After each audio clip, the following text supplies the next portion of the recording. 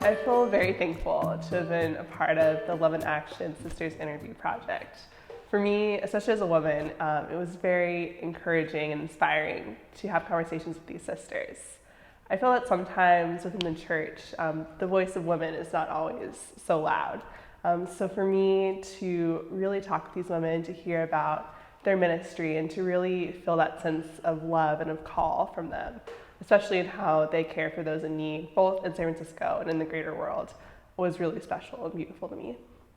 It was a really good thing for me to do this project because it opened my eyes a little bit more. I think I used to have a stereotype in my head about women religious being these older women who wore their habits of dark colors and were very conservative, but I have realized now that they are a lot more than that. Of course, there are some older conservative women, but there are some younger women too, and there are women who come from all different backgrounds, who have different worldviews, and the way they see how they can help the world, which I think was great, is seeing that it's more than just helping out a local area or starting in one place and staying there, though that is a good thing, but that a lot of these women are part of congregations who have started in different parts of the world and then moved. They've even crossed the Atlantic Ocean, and I just learned so much about the capabilities of these women and all the wonderful things they do in what really makes a difference in this world.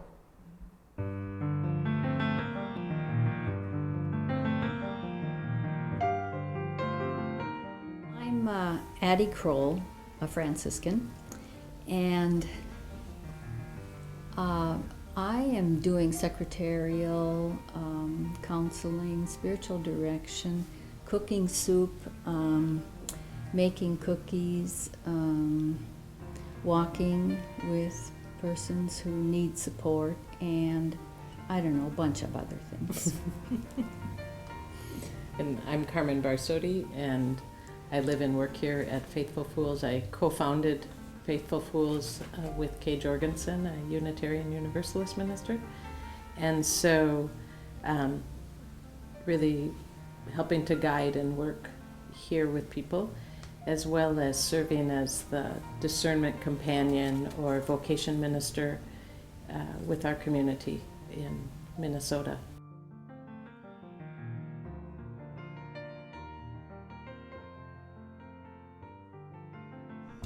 I belong to the Sisters of the Good Shepherd. Sisters of the Good Shepherd are an international community worldwide. We are in 70 countries throughout the world. And I'm an Indian by blood, a Malaysian by birth, Singaporean by nationality, American by choice. I'm a sister of St. Joseph of Carondelet, and I have been in my religious congregation for 56 years. And our sisters were founded mainly to do the works of the spiritual and corporal works of mercy among the poor.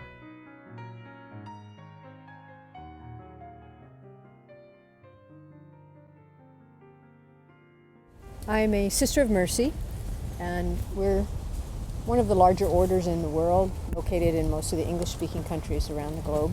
I entered in the 1960s here in Burlingame, California.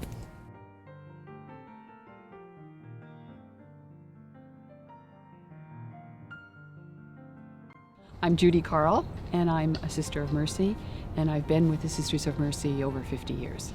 My experience in Mercy has been with children, and I'm currently in a high school setting with high school girls.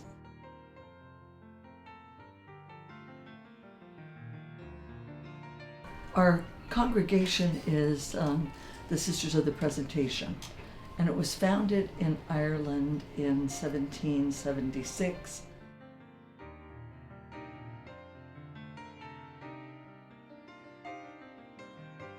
Sisters of Mercy, besides the traditional vows of poverty, chastity, obedience, we also take a vow of service, and it's service to the poor, the sick, and the uneducated. And that's carried us through into many, many countries throughout the world. The education was our primary ministry from the start. And although during the years, like especially since Vatican II, we've gone into like a lot of other ministries, like all connected with justice work. We've done that, but a lot of times it in some ways is educational. Well, our foundress, Catherine Macaulay, started about 175 years ago in Ireland, working with distressed women who were being abused by their employers in the city of Dublin, or women who had no housing. She built a residence for them, she took them in, she taught them trades so that they could be independent and safe. And I feel that the ministries I'm doing now and have been doing for the last 30 years really are keeping that charism alive in new ways. For many years, about 21 years, I worked at Catholic Charities in San Jose doing refugee resettlement, welcoming strangers from all over the world out of refugee camps, helping them begin a whole new life here in the States.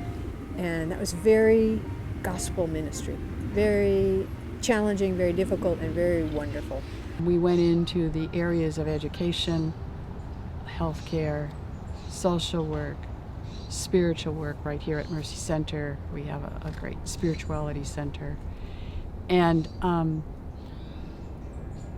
with the youth, with the elderly, we are into housing because I think we realized early on meaning somewhere in the 1980s, that people who were poor because they didn't have adequate housing, healthcare, etc. And that is when Mercy Housing began, and Mercy Housing now extends throughout the nation. We all take on a role of leading with our lives, so that I often say that I lead from the base, that the importance of leadership with our feet on the streets, and that we work and live with a consciousness that we are part of a larger community, not only our vowed religious community, but all of the church, all people, so that whatever we do has to be with a real consciousness of being changed and participating and bringing about the change that will make a difference for all of life. I find that there's a great deal to do for the people here. I was just with a family, 2 young Guatemalan mothers with 3 little babies, trying to help them to get from us, from St. Vincent de Paul, what they needed for their household. And there was nobody upstairs that could speak Spanish, so I went up and I was helping them pick out their things. But it's the same, no matter who the immigrants are, it's the same process of trying to welcome and provide, insofar as we're able, whatever the needs are, the physical needs. And sometimes I think that they're met even if we don't have the material things they need, that the welcoming presence is what we're about. I've been very fortunate.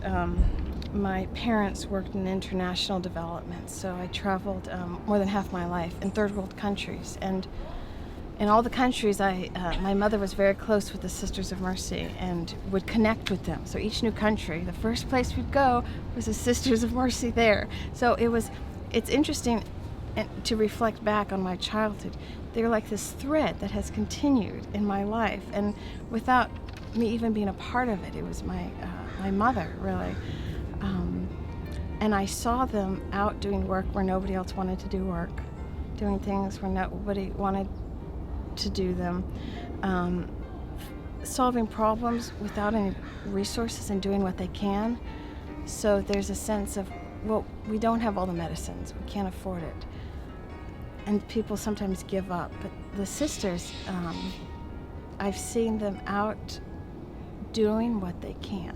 I've been working with the immigrant population in the mission since 1995. And I think that either overtly I've accompanied people, I've gone to court for people coming into residency, I've gone to court for the day laborers, trying to get buildings, a building suitable for their work. Individually, we try here. The words for our the lantern are education, hospitality is first, education, advocacy, and the last one is celebration. And advocacy is really an important piece. In San Francisco, presently I'm at Vincent de Paul, and that's the poor and the homeless on the streets of San Francisco. I'm a case manager here, and my work is really advocating for the poor. And just before you came in, I had a phone call. It was one of the clients that was having trouble in her school, and she wanted me to speak for her. She's a Lebanese, and she wanted me to advocate for her. So I have a meeting to go to after this. So advocacy, speaking for those who are voiceless. So I'm surrounded with the poor and the marginalized all over. Even in the United States, that's a rich material country, there is the poor here. In standing with the poor, we're not doing great things for them. We're opening ourselves up to our own conversion. You know, that's where we meet the living God. That's where we see what really matters in life through their eyes. And it is, it's a little bit dangerous to grow up in the most powerful country in the world. We grow up, we have everything. We have education, we have status, we have standing, we have power. And those are all things that could make us very complacent and put us in the position of being criticized by the Jesus of the Gospels, you know. The advice for people working in social justice or human rights is the one that you always say, and that I believe, and that's to walk with people, to be among them. Francis said, you know, we are not, well, that whole thing of everything is in relationship, but to be on the street, Keep your feet on the streets. and to be able to sit down, have that cup of coffee with, to listen, to hear, not to fix, more, but to be with. I think there's something that for me, what keeps me creative and passionate is my own self being on edges. That it's often like when I've lived in Nicaragua and other places where people are really on the edge of, in many ways, survival. And the creativity that comes out of that for them to meet their needs. And I think for me, it's very difficult to keep my own creativity and my own passion alive if I am not feeling some edge that requires a creative response and a passionate response. Right now, this is a very special time for women religious. And I think we've grouped together because we've been challenged. And the challenge is coming from our church. Our bishops, our Roman connection, asking us sort of like to give a reason for being. I started a nonprofit because while I was working at Catholic Charities, I had a chance to do some work for the State Department, and one of the things I did was go to Sudan during the war. And I was so appalled by what I saw there, and particularly the plight of women and girls, that I really promised myself that someday I would do something full-time for Sudan. So I got the chance 5 years ago to start this nonprofit. I call it Mercy Beyond Borders because, hey, I'm a sister of mercy, but I also believe we have to move beyond borders. We have to get out of our comfort zone. I mean, not everybody has to move internationally beyond those kinds of borders, but we have to move beyond the borders that we set for ourselves. We don't want to keep supporting the caste system. Exactly. Everybody has their place, and to just honor and respect each other in it, you know, and It's like, let's work together. We all have to find out. and recognize that. Right. It's a together thing. That the church, I'm a Vatican II child, you know, and it's like we are the church.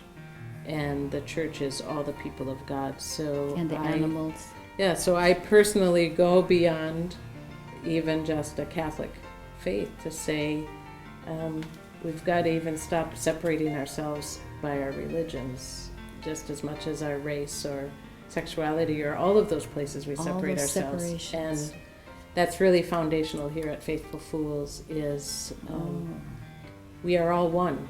We're all part of that web, and we need to start working from a place of oneness, really, rather than a sense of separation.